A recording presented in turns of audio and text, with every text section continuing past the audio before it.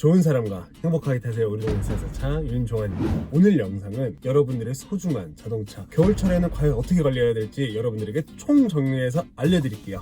겨울철 차량 관리 첫 번째, 엔진룸 청소. 엔진룸 안에는 각종 이물질과 먼지 혹은 오일류들 이런 부분들이 이제 막 배선마다 있기 때문에 이 부분들이 섞이면서 차량의 부식을 발생시킬 수 있기 때문에 엔진룸 청소는 꼭 필요한 점입니다.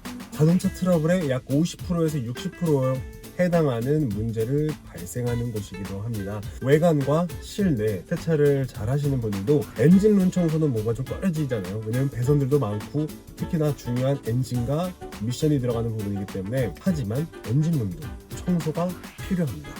요즘 차량 같은 경우는 터보 차저, DPF, 인터쿨러 등 촉매 장치가 달려있기 때문에 엔진 온도가 굉장히 높아져요.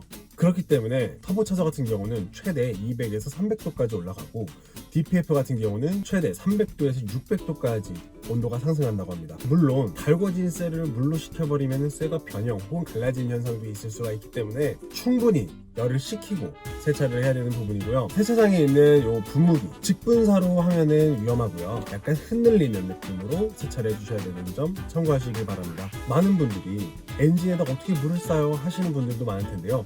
요즘 나오는 차들은 커넥터 혹은 배선들이 다 방수 처리가 실링이 되어 있어요. 물을 직접적으로만 뿌리지만 않는다면 전문가들은 크게 문제 없다고 말씀을 해주시더라고요. 하지만 배선이라든가 커넥터 이런 부분들이 케이블이 벗겨져 있거나 이런 부분들에 물을 잘못 쏘면은 합선이 혹은 쇼트가 날 수 있는 부분들이기 때문에 가급적이면 전문가분들에게 맡겨서 세차를 해주시는 게 좋을 것 같습니다. 겨울철 차량 관리 두 번째, 출발 전 에어를 꼭 해라. 겨울철 실외에 세워둔 차량들 같은 경우는 급격하게 떨어진 온도로 시동을 걸자마자 바로 움직이는 것은 엔진에 무리가 될 수 있습니다. 그렇기 때문에 자동차 에어를 하면 오일팬에 모여든 오일들이 순환을 하면서 배기가스 정화하는 촉매 장치 속에 촉매가 제 역할을 할 수 있는 시간을 줘야 된다는 게 에어의 목적이에요. 자동차도 달리기 위해서는 너 이제 달릴 거야, 그러니까 마음의 준비를 해두렴, 이런 느낌으로 자동차도 에어리 꼭 필요하다고 합니다. 그럼 에어를 하지 않고 바로 출발하면 어떻게 되느냐, 엔진 속 안에 있는 실린더가 이렇게 막 움직이는 실린더가 마모가 돼서 엔진 수명이 짧아질 수가 있습니다. 그러면 도대체 에어를 얼마나 해야 되나? 주차된 곳의 기온에 따라서 좀 달라지긴 하는데 보통 30초에서 1분 정도면은 충분히 에어리 된다고 합니다. 오히려 그 이상은 쓸데없는 연료 낭비로 인해서 내 돈이 낭비가 된다는 점 잊지 마시고요. 그래도 전 정확하게 알고 싶어요 하시는 분들에게는 RPM 바늘이 750에서 800 요 언저리 정도가 내려오면 이제 에어리 충분히 됐다라는 자동차의 신호니까요. 그때는 운행을 하셔도 됩니다. 겨울철 자동차 관리 엔진오일 교체하라. 엔진오일을 많이 들어보셨을 거예요. 엔진오일에서도 여름철 엔진오일과 겨울철 엔진오일이 있다는 거 알고 계셨나요? 엔진오일 케이스를 보시면은 0W 30, 5W 40 이런 글을 한 번씩은 다 보셨을 텐데요. 그럼 도대체 이게 무슨 의미냐? 맨 앞자리의 숫자는 저온 점도를 뜻하고요. 그 다음에 W 같은 경우는 윈터의 약자, 그 다음에 맨 마지막에 있는 숫자는 고온 점도의 의미라고 합니다. 그래서 겨울철에는 점도가 좀 낮은 묽은 엔진 오일이 좋은 게 정설이고요. 엔진 오일 점도 같은 경우는 미국 자동차 협회에서 테스트를 통해서 이제 지정을 하게 되는데 SAE 이 표를 보시면은 영하 30도에서는 5W 엔진 오일을 써도 무방하다고 나와요. 우리나라 같은 경우는 정말 아무리 추워도 영하 20도 이하로는 잘 안 떨어지기 때문에 대한민국 같은 경우는 0W나 혹은 5W 엔진 오일을 써도 충분하다고 합니다. 겨울철 차량 관리, 내 자동차의 냉각수를 꼭 확인하라. 냉각수라는 부분은 운행 중 달궈진 엔진을 좀 식혀주는 역할을 하는 액체예요. 자, 이렇게 생겼고요. 모든 자동차의 엔진룸을 열면 이렇게 생긴 보조 탱크를 보실 수가 있는데 이 보조 탱크 옆면을 이렇게 싹 보면은 풀 혹은 맥스, 그 밑으로 로우 혹은 미니멈 이런 글자들이 써 있으면서 선이 있거든요.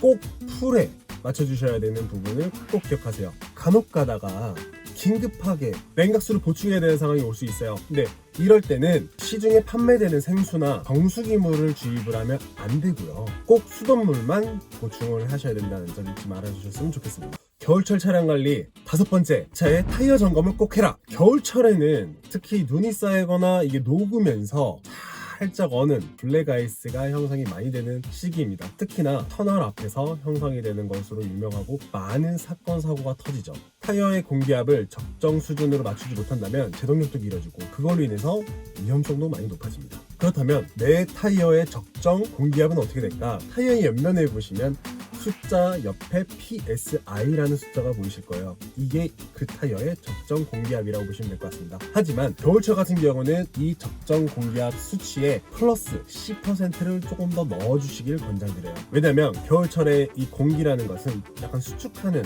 이런 부분들이 있기 때문에 10%를 조금 더 오버해서 넣어주시는 걸 추천드립니다. 겨울철 자동차 관리 6번째, 자동차 배터리를 점검하라. 겨울이 돼서 기온이 낮아지면 이 배터리 안에 있는 전해액 부피가 감소하게 되므로 이 배터리의 성능을 최대치로 발휘할 수가 없죠. 그래서 배터리 관리할 때 첫 번째 요인은 배터리 주변에 보시면 하얀 가루들이 있는 경우를 덜어 보실 수 있습니다. 이게 산화납, 이물질, 녹이일 수도 있는데요. 새 브러쉬나 마른 헝겊 이런 걸로 이용을 해서 그 주변 좀 닦아주시고요. 윤활제를 그 부분에 다시 발라주시면 조금 더 깔끔하고 청결하게, 그 다음에 배터리 효율은 좀 최대치로 사용할 수 있는 꿀팁이라고 합니다. 배터리 관리 두 번째는 자주 시동을 거는 거예요. 매일같이 운행하시는 분들이 아니라면 이 부분 좀 어려우실 수도 있어요. 하지만 시간이 나실 때 공회전이라도 시동을 좀 걸어주시는 걸 추천드립니다. 못해도 한 3일에서 4일에 한 번 정도는 10분 정도 시동을 걸어주시는 것을 추천드릴게요. 배터리 관리 세 번째, 장시간 주차를 해놓고